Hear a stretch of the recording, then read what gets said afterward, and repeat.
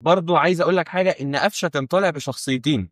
في شخصيه اللي بتسمع التعليمات وده بيبقى باين من التكرار بتاع الجمل ومن رياكشنات ريبيرو والماتش شغال، وفي شخصيه تانية اللي بتحاول تتصرف من دماغها.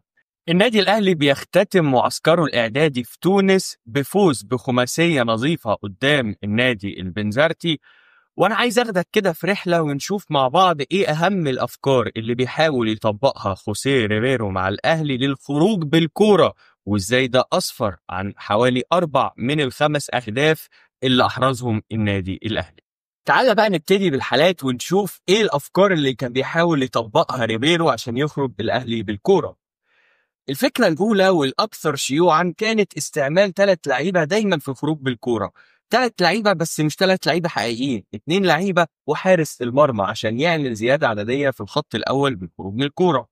تاني حاجة كانت نص الملعب، دايما لعيب رقم 6 بيحاول ينزل عشان يعمل المساندة في بناء اللعب. وكان هنا في الحالة دي هتلاقي ان الباك اليمين والباك الشمال شكري وهاني مش ماسكين الخط، هم بيحاولوا يخشوا اكتر لقلب الملعب عشان يعملوا زيادة عددية. لما تيجي تكمل بعد كده الحالة هتلاقي ان شكري بيشتغل كمساند، محور مساند تاني بيدخل لقلب الملعب اكتر، لان كان بيجي من غير رقابة، لان كان دايما محمل الاهلي على الجنب بتاعت لعيبة، فكان صعب خروج لعيبه نص ملعب او الجناح او الباك بتوع البنزرتي ان هم يطلعوا يقابلوا شكري. فبالتالي كان دايما الاهلي قادر يخرج عن طريق الفكره دي. بس الاهلي كان بيتبع حاجه، انت دلوقتي وصلت للعمق. الاهلي بقى وريبيرو بيحاول يتبع فكره هشرحها لك واحنا ماشيين، اسمها الخروج على الاطراف عن طريق العمق. يعني احنا هندور على عمق، بس الهدف ان انا مش هلعب في العمق ده، انا هطلع او هسجل او هنهي من على الطرف. طيب علشان اثبت لك بقى ده، ادي جراديشار استلم في العمق، بنحاول ندور على الطرف، اتقفلت، رجعنا تاني بنحاول نبني بيكهام لقفشه مساحه. ولكن قفشه برضو عايز اقول لك حاجه، ان قفشه كان طالع بشخصيتين. في شخصيه اللي بتسمع التعليمات وده بيبقى باين من التكرار بتاع الجمل ومن رياكشنات ريبيرو والماتش شغال، وفي شخصيه تانية اللي بتحاول تتصرف من دماغها. احنا قلنا بندور على العمق علشان نلاقي الطرف، ولكن هنا مثلا قفشه اتصرف بدماغه، وبدل ما يلعب لهاني اللي كان فاضي مع مساحه راح حط الكوره في العمق. اذا الفكره ما نجحتش، لان مش ده اللي كان بيحاول يطبقه ريبيرو. كرة تانية بص، هاني سايب طرف الملعب وداخل للقلب، يعتبر كارتكاز تاني مع ديانج. ده اللي انا كنت بكلمك فيه. هناك هم سابوا شكري يستلم ويحاول يطلع بالكوره، هنا المدافع اندفع، ده الباك الشمال ده اللي كان ماسك زيزو اندفع، اذا هاني قدر فعلا يعمل المطلوب منه. لما اندفع المدافع قدام هاني ساب الكوره، فاصبح زيزو خالي من الرقابه، وده خلى الاهلي رايح في موقف 1 2 3 4 على 3 لعيبه بس من البنزرتي. وزي ما انت شفت، هاني العمق لزيزو على الطرف، اذا انا بدور على عمق عشان اطلع على الطرف. كمل قفشه بيلعب مع زيزو تاني، وكانت فاول خطير كان ممكن يحرز منه الاهلي هدف. كمان فكره للبيلد اب، احنا قلنا هندور على العمق، ادي ال3 اللي جبنا اللعب. هنا اللي نازل بن رمضان مع اليو ديانج، اذا يبقى ناني فاتح الملعب على الطرف. كان دايما في ده يعني ايه، ديناميكيه الاداء زي ما بنقول. قفشه نزل يستلم، الطبيعي احنا قلنا بندور على العمق عشان نطلع على الطرف، اذا قفشه يسند لشكري يطلع عليه جراديشار على الطرف، الاهلي يقدر خلاص. يعني انت من هنا شايف ان جراديشار رايح في مساحه، ومع تكمله الفيديو هتفهم اكتر. كان طبيعي ان ده يحصل. بص رد فعل شكري، انت بتعمل ايه يا قفشه؟ ليه تاني احنا في العمق وبندور على العمق؟ مش دي البلان، مش ده اللي احنا المفروض نعمله. فطبعا الكوره خلاص اللعيبه في حاجه احنا متفقين عليها ما عملناهاش، فلقينا تاني، فالكوره اتحولت لهجمه مرتده على الاهلي. الشناوي لقفشه بندور على العمق، اذا بعد العمق يجي الطرف. هنا قفشه نفذ التعليمات فكانت النتيجه مرضيه. تريزيجيه داخل لجوه. وعايز اكلمك على حاجه كمان هنا، استخدام جراديشار. جراديشار دايما بيجي من هنا وبيحاول يدخل يسحب معاه اخر مدافع علشان يفضي للجناح العكسي اللي جاي.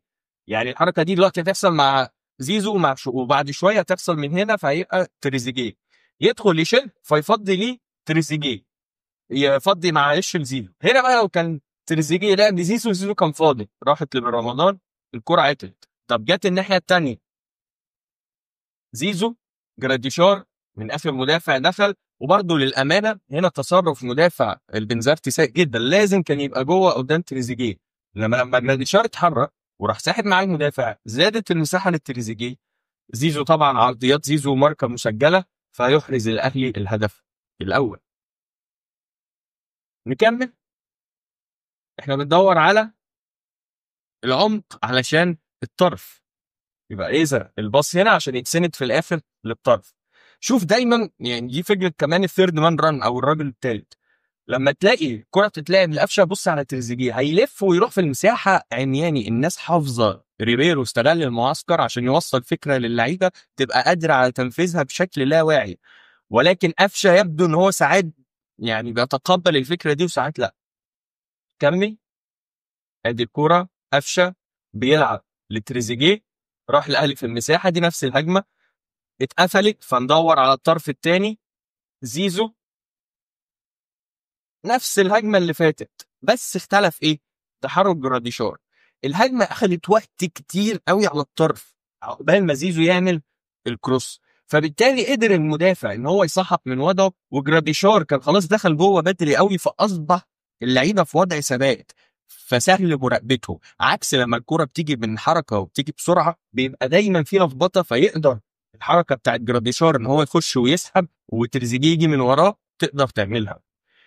ومع ذلك الكرة بتترفع، المدافع بيغلط، وده دليل على يمكن في جودة مش عالية قوي من لعيبة البنزرتي، وهنا كان يقدر تريزيجيه برضه يحولها لهدف.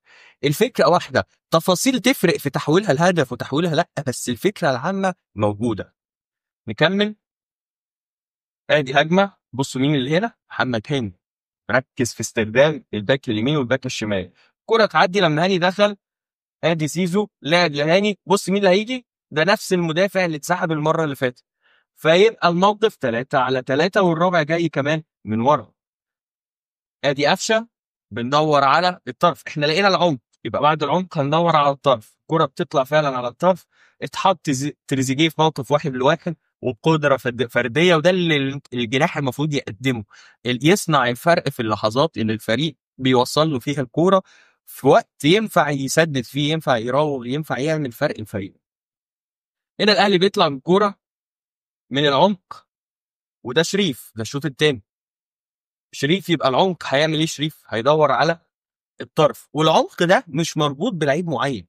يعني انت شفتها مع هاني، شفتها مع شكري، شفتها مع قفشه، شفتها مع جراديشار، ودلوقتي بتشوفها مع شريف. اذا الفكره اللعيبه كلها قادره تفهمها وقادره تطبقها.